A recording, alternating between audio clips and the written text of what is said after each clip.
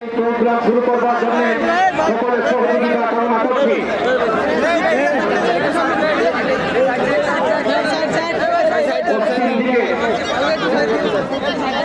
পশ্চিম দিকে যারা আছেন মেহরবানি করে আমি এই পশ্চিম দিকে দাঁড়ানো সাথী ভাইদের দৃষ্টি আকর্ষণ করে বলছি, আমাদের এই রাস্তায় এখানে যে গাড়িগুলো আটকা পড়েছে গাড়িগুলোকে যাওয়ার জন্য আমরা রাস্তা করে দিয়ে সহযোগিতা করি।